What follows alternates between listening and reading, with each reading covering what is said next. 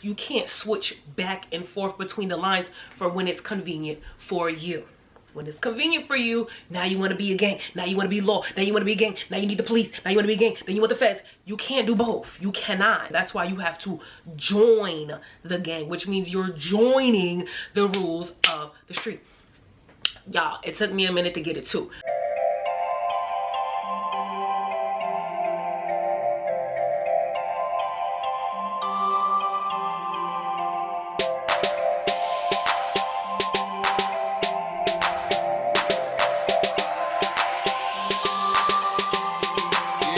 Welcome to my channel, mother suckers. Hey, it's your resident unicorn. I am Eloho. I'm gonna jump right into this video. I mean, this man got 35 million views on YouTube, 2 million views on his Instagram, so y'all pretty much already know what's going down. I'm just here I'm just here to pretty much just give my opinions on this whole thing. At first I was like, should I do a reaction to the video? Should I do a reaction to the live?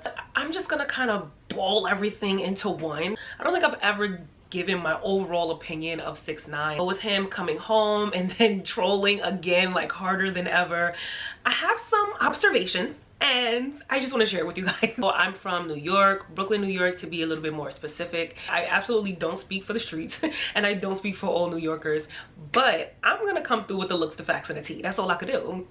Clearly, I'm gonna come through with the looks, the facts, and the tea and kind of give like a general synopsis of how New Yorkers, but even more specifically how Brooklynites feel about Tekashi 6ix9ine. Now, I'm not gonna lie to you, when I first heard about Tekashi 6ix9ine and he was getting all this craze and it was like, oh, he's from Brooklyn, I'm asking around because I'm like, what? Never heard it, never seen this before. So I'm asking around like, yo, you know Tekashi, or you heard of him, or where's he from, or this or that. And honestly, a lot of people from my part of town was like, it was, where's this man from? So when everything hit the fan, I was one of those people that were like, he might be an industry plant. He might have been planted in Brooklyn to take down the 9 Treyway gang or the Blood gang. That theory kind of checked out when some people really was like, no, I went to school with him, and that theory canceled out. Now, or in general, I didn't necessarily like Tekashi when he first came out. I was just like, I don't like this. I don't like it. I don't like this.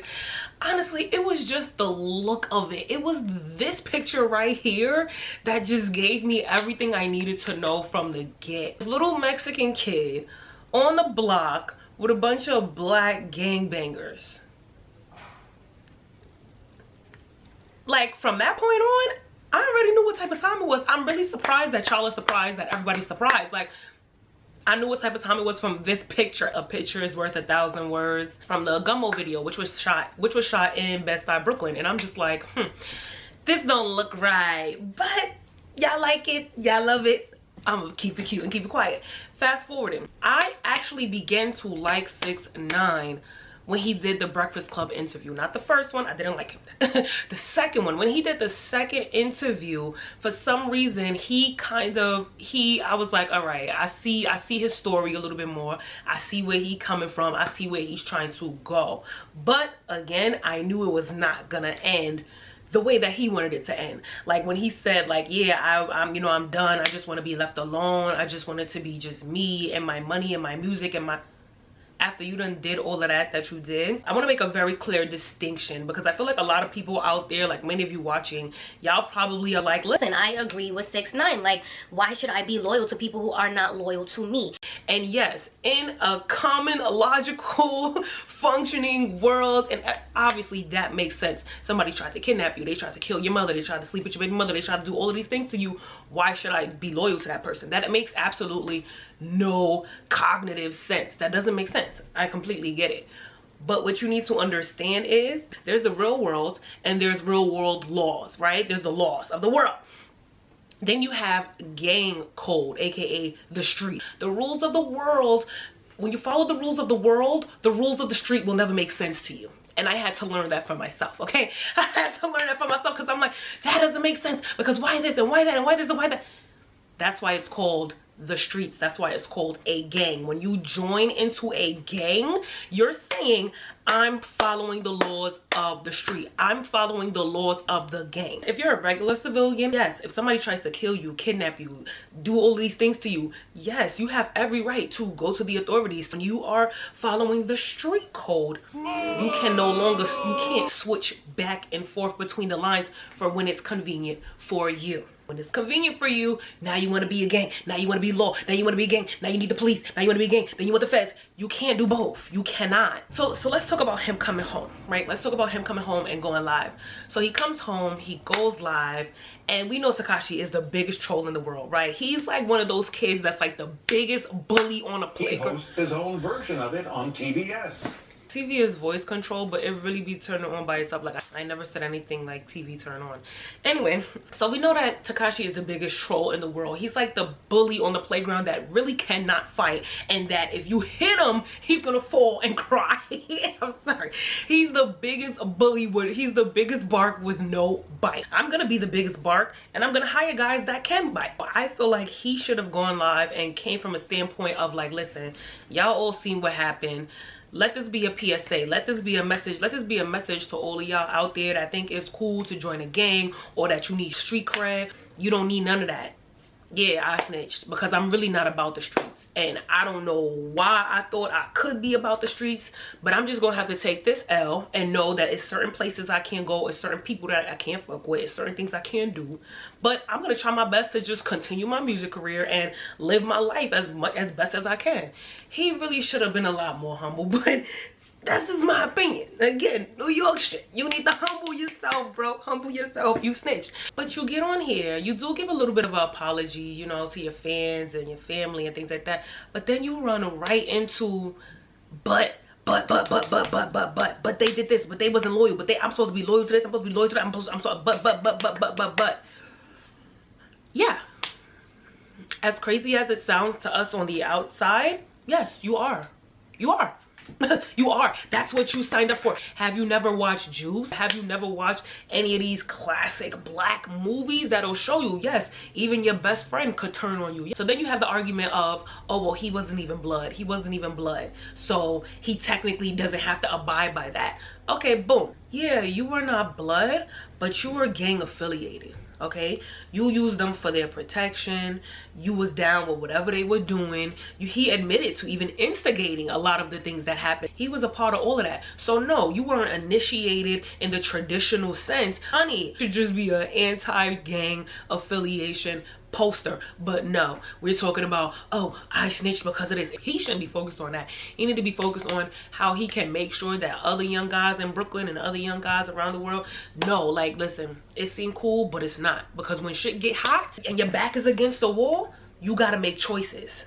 And the choices that you make will affect you for the rest of your life. That should be the narrative. But anyway, he was heavily affiliated. You get what I'm trying to say? So when you're heavily affiliated, okay, you lucky. You didn't have to get jumped in. You didn't have to do something crazy, kill somebody, whatever, fight or whatever. You didn't have to do none of that. You lucky. You got all the security. You got all the pull. Whatever moves you want to make, we making. We got your back. You got our back. And if shit go left, it just go left. Deal with it. That's the street. Now, I personally feel like all of these men that were in this gang running with this guy, y'all slipped up. And that's the reason why y'all are still behind bars and he's free. See, y'all slipped up. Y'all was loyal to the gang. Y'all was loyal to the streets. And now y'all doing double digits in jail. But my issue is, why did Tekashi know so much? Why did he have so much access to, why was he able to just completely tell everything? You feel what I'm trying to say? Why was he so involved? Tekashi comes back, right? Boom, 2 million on the gram, easy. To be honest, everybody just wants to know what he's really out, like he's really back. In under 24 hours, he got 35 million views on his video. If you notice the video, it's literally in one location. Allegedly, he filmed the video in his basement because he is on house arrest. Probably spent about, what, 5 bands or less, 5 bands or less to make this video, pay the models, you know, put the lights up, shoot it, edit it. I say 5,000 and got 35 million views on that video. Definitely made at least 3 million off of that video. I'm really interested to see what's next for Tekashi, because it's like, listen, the streets ain't happy.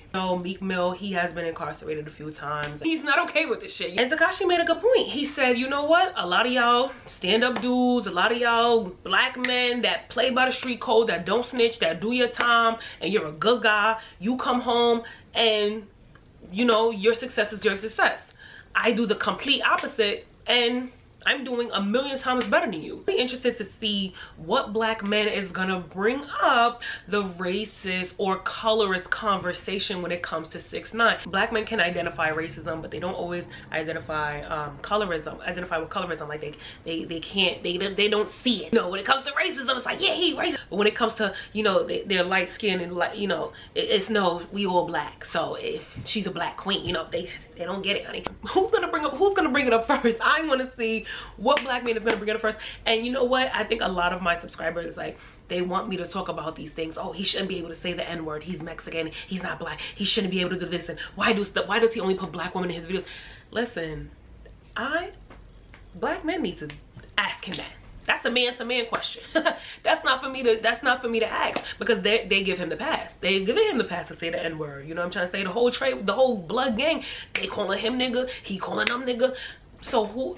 That's not my fight. Please don't ask me, because I've never okayed that, but it is what it is. Who's gonna speak about the privilege first? Because this is privilege.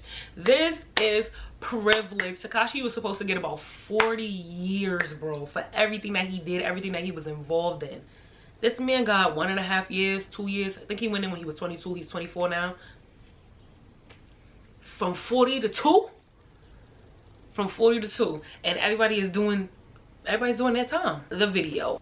You ever just been mad because you liked something and it's like, damn, I'm not supposed to be liking this, but I do kind of like it. Now, the song was a little bit tough. The video, number one, we all know sex sells. You got the big booties, the little waist, everybody color-coded, barefoot, booty shorts on. Teletubby. We got the Teletubbies of 2020. It's a sad world. Anyway, there's times like this where I be like, damn, I'm kind of glad that most rappers don't like dark-skinned black women, because we don't need to be out here looking like the rest of y'all. I'm gonna be in Burna Boy's video. Y'all can have Tekashi. Burna, you know, on the love. You know, on his live, he really was throwing shots, being like, ain't none of y'all the king of New York. I'm the king of New York. The king of New York is back. You can't shoot videos outside no more. You know that, right?